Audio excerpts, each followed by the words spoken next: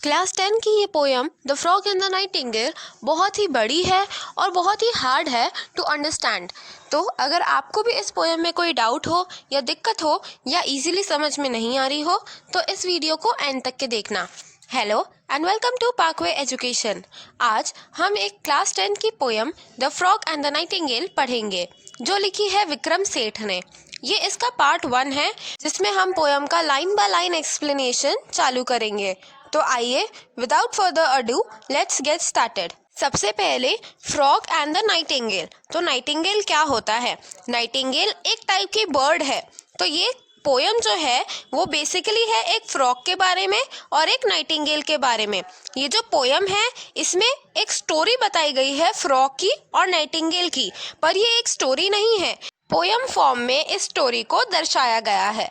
तो आइए स्टार्ट करते हैं लाइन बाय लाइन एक्सप्लेनेशन। तो ये है फर्स्ट पैराग्राफ इस पोयम का और यहाँ से पोयम चालू होती है। Once upon a time a frog croaked away in the Bengal bog. Every night from dusk to dawn he croaked on and on and on. Other creatures loathed his voice, but alas, they had no choice. तो यहाँ पे हमारी जो poem है वो ऐसे चालू हो रही है कि एक टाइम पे एक फ्रॉग रहता था उसके बंगाल बॉग में। बॉग मतलब क्या होता है? जैसे पानी का तालाब होता है वैसे ही बॉग भी होता है। बॉग तालाब से थोड़ा छोटा होता है। तो ये जो फ्रॉग था ये बंगाल बॉग में रहता था। बंगाल उस बॉग का नाम है, ऐसे ही उसने अपने तालाब को नाम दिया है बंगाल बॉग। तो ये जो फ्रॉग था ये बंगाल बॉग में रहता था और वो क्रोक करता था। क्रोक का मतलब होता है जो आवाज़ होती है मेंढक की, जो वो आवाज़ निकालता है टर टर वाली, उसको इंग्लिश में हम क्रोक बोलते हैं। तो वो बंगाल बॉग में रहता था और वो क्रोक करता था। Every night from dusk to dawn मतलब हर रात सुबह से लेके शाम तक के पूरे टाइम वो बस क्रोक करते रहता था। और he croaked on and on and on मतलब यहाँ पे जो AWN ऑन है वो ON ऑन की जगह ही लिखा गया है और उसका मीनिंग भी ON ऑन वाला ही है। मतलब वो continuously on and on croak करता रहता था। Other creatures loathed his voice but alas they had no choice मतलब जो वहाँ पे और भी क्रीचर्स रहते थे उस बॉग के आसपास या उस जंगल में, तो वो उसकी आवाज़ को बिल्कुल पसंद नहीं करते थे, बट अलास उनके पास और कोई चॉइस नहीं थी।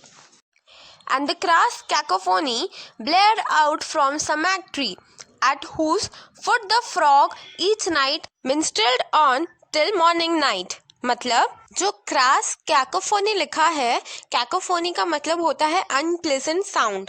तो जो फ्रॉग का अनप्लेजेंट साउंड था वो आता था ब्लेड आउट मतलब वो बहुत ज़ोर से सुनाई देता था फ्रॉम समैक ट्री।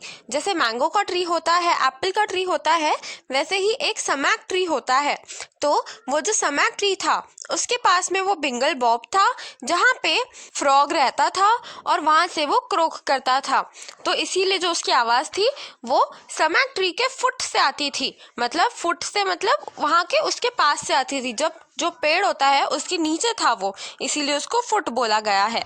और मिन्स्ट्रेल्ड ऑन टिल मॉर्निंग नाइट मतलब सुबह से रात तक के वो आवाज़ आती रहती थी। अब यहाँ पे हम जो वर्ड मीनिंग्स है और लिटरेरी डिवाइसेस है वो भी साथ साथ ही देखते चलते हैं। इसके लिए कोई अलग से वीडियो नहीं बनाऊंगी मैं और साथ साथ ही एक्सप्लेन करने की कोशिश करूंगी क्योंकि ये बहुत ही बड़ी पोयम है। तो अगर मैं एंड में बताऊंगी तो हो सकता है कि आपको पूरी पोयम समझने में थोड़ी दिक्कत आए। तो पहले अब हम वर्ड मीनिंग्स देख लेते हैं। सबसे पहले जो डिफ़िकल्ट वर्ड है दिख रहा है मुझे वो है क्रोक। क्रोक मतलब फ्रॉग की आवाज़। देन आता है बंगाल बॉग। तो बंगाल नाम है किसका? बॉग का। और बॉग का मतलब होता है एक ऐसी जगह जहाँ पे पानी इकट्ठा हो गया हो और थोड़ी मड हो। एंड देन आता है ऑन AWN। तो ये मैंने आपको पहले भी बताया कि वो ON ऑन वाला ऑन है जस्ट ताकि वो राइम करे DAWN वाले डॉन से, इसीलिए उसको ऐसा AWN लिखा गया है। उसके बाद में आता है टफ वर्ड जो है कैकोफोनी। तो कैकोफोनी इज एन अगली साउंड। उसके बाद में समैक ट्री। तो समैक ट्री भी एक टाइप का ट्री ही होता है। देन आता है मिन्स्ट्रेल्ड ऑन। मिन्स्ट्रेल्ड का मतलब होता है गाना। तो ये हो गए हमारे वर्ड मीनिंग्स। अब देख लेते हैं लिटरेरी डिवाइसेस। तो लिटरेरी डिवाइसेस में सबसे पहले हम राइम स्कीम देखते हैं। तो जो फर्स्ट 4 लाइंस है उसमें जो राइम स्कीम बन रही है वो है AABB मतलब फ्रॉग बॉग राइम कर रहा है और डॉन के साथ में ऑन राइम कर रहा है। देन जो बिंगल बॉग है उसमें एलिट्रेशन यूज हुआ है फॉर द वर्ड बी और ऑन एंड ऑन में रिपीटेशन यूज हुआ है। देन जो नेक्स्ट 4 लाइन्स है ऑन एंड ऑन के बाद में वॉइस चॉइस ये राइम कर रही है, इसीलिए वापस से ए। देन कैकोफोनी और ट्री एकदम ही अलग अलग जा रहा है, इसीलिए हम इसे नाम दे देते हैं BD। And then night night rhyme कर रहा है, इसीलिए हम वापस से इसे नाम दे देते हैं CC। तो इसका जो पैटर्न बनता है वो हुआ AABDCC। और इसमें जो लिटरेरी डिवाइसेस हैं वो कुछ इस तरह है कि जो वर्ड्स है क्रास कैकोफोनी उसमें एलिट्रेशन यूज हो रहा है बाय द वर्ड सी। अब आता है नेक्स्ट पैराग्राफ जो है neither stones nor prayers nor sticks insults complaints or bricks stilled the frog's determination to display his heart's elation. अब इसका मतलब क्या हुआ कि जो बाकी के क्रीचर्स थे उन्होंने सब कुछ ट्राई कर लिया था, उन्होंने उस पर पत्थर मारे, उन्होंने प्रे करा, उन्होंने उस पर लकड़ियाँ भी मारी और उनने बहुत कुछ ट्राई कर लिया ताकि वो फ्रॉग का जो क्रोकिंग है वो रुक जाए, जो वो गाना गा रहा है उसकी सड़ी आवाज़ में वो बंद हो जाए, पर ऐसा कुछ नहीं हो पाया। ये सारी चीज़ें जो है इंसल्ट्स कंप्लेंट्स और ब्रिक्स तक उन्होंने मारा पर ये सब कुछ फेल हो गया। जो फ्रॉग की डिटर्मिनेशन थी उसके हार्ट के इलेशन को मतलब उसकी जो फीलिंग्स है उसको जो डिस्प्ले करता था वो उसके सॉन्ग्स में, और वो डिटर्मिन्ड था, किसी के भी कुछ भी बोलने से वो रुकता नहीं था। But one night a nightingale, in moonlight cold and pale, perched upon a sumac tree, casting her forth melody. इसका मतलब क्या हुआ कि एक रात एक नाइटिंगेल आती है मून लाइट में और वो पर्च करती है मतलब जब कोई बर्ड बैठती है किसी ट्री पर तो उसको हम बोलते हैं कि वो उसने पर्च करा। तो पर्च अपॉन द समैक ट्री मतलब वो जो समैक ट्री था तो वो वहाँ आके बैठती है। कास्टिंग फोर्थ हर मेलोडी, जो नाइटिंगेल होती है वो बहुत ही सुरीली होती है, जैसे हमने पढ़ा है कि जो कोयल होती है वो भी बहुत सुरीली होती है। सिमिलरली नाइटिंगेल की आवाज़ जो होती है वो भी बहुत सुरीली होती है। तो वो जैसे ही वो ट्री पे आके बैठती है और वो गाना लगाने लगती है तो वो एक मेलोडियस आवाज़ में गाना गाती है। अब आता है आगे Dumbstruck sat the gaping frog and whole admiring bog stared towards the sumac rapt।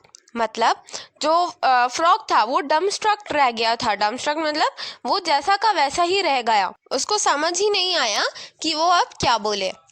तो और जो पूरा बॉग था वो उसको एडमायर करने लगा और स्टेयर करने लगा। स्टेयर मतलब घूरना, वो समैक ट्री पर देखते रहे।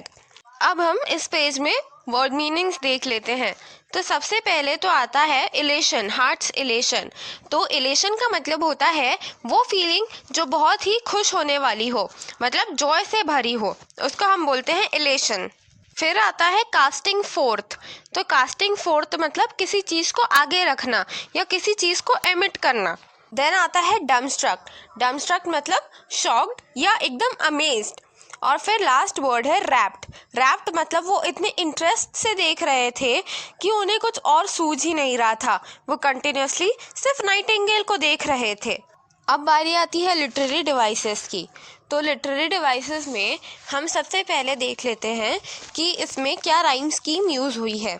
तो स्टिक्स और ब्रिक्स राइम कर रहा है, इसीलिए हम इसे ए नाम दे देते हैं। फिर डिटर्मिनेशन एलिशन नाम राइम कर रहा है तो हम इसे बी दे देते हैं नाम। फिर नाइटिंगेल पेल राइम कर रहा है तो ये हो जाएगा CC। देन पेल ट्री मेलोडी अलग अलग जा रहा है तो हम इसे ABC नाम दे सकते हैं। फ्रॉग बॉग एक जैसा है तो अगेन हम इसे BB नाम दे सकते हैं। और रैप्ट अगेन अलग जा रहा है जो आगे चल के क्लैप्ड से राइम करेगा। क्योंकि ये पोयम बहुत बड़ी है तो इसीलिए हम बार बार A और B का यूज़ कर रहे हैं। जनरली आपको पूरी पोयम की राइम स्कीम लिखते इसमें नहीं आएगी, सिर्फ कुछ कुछ लाइंस दी जाएंगी और उसमें आपको राइम स्कीम मेंशन करनी होगी। तो आई गेस अभी तक के आपको आइडिया लग गया होगा कि राइम स्कीम कैसे हम बनाते हैं। अब back again to the explanation. And when she had ended clapped, ducks had swam and herons waded to her as she serenaded, and a solitary loon wept beneath the summer moon. इसका मतलब क्या हुआ कि जैसे ही Nightingale ने अपना जो गाना है वो ख़त्म करा, तो वैसे ही सब ने जो उसको घूर रहे थे उन्होंने क्लैप करना चालू करा। Ducks had swum and herons waded, मतलब जो डक्स थी वो भी तैर तैर कर वहाँ तक के उसका गाना सुनने के लिए आ चुकी थी। हेरोन्स भी एक टाइप की बर्ड्स होती है, और वेडेड मतलब वो भी आ गई थी। To her as she serenaded, and a solitary loon wept beneath the summer moon. इसका मतलब हुआ a solitary loon, solitary मतलब अकेला, और loon मतलब एक bird होता है, loon भी। तो वो जो bird थी वो अकेली थी। wept beneath the summer moon मतलब summer moon यहाँ पे क्यों बोला गया है? summer moon मतलब वो summer का सीजन था और वहाँ पे moon आ चुका था, मतलब रात हो रही थी।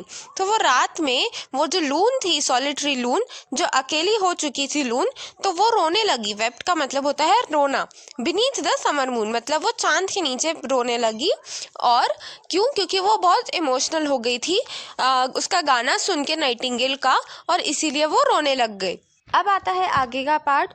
Toads and teals and tiddlers, captured by her voice, cheered on, enraptured. Bravo! Too divine! Encore! So the nightingale once more, quite unused to such applause, sang till dawn without a pause. इसका मतलब क्या हुआ कि जो toads थे, टील्स और टिडलर्स थे, ये सारे जो है ये क्रीचर्स है जो बॉग के आसपास रहते हैं।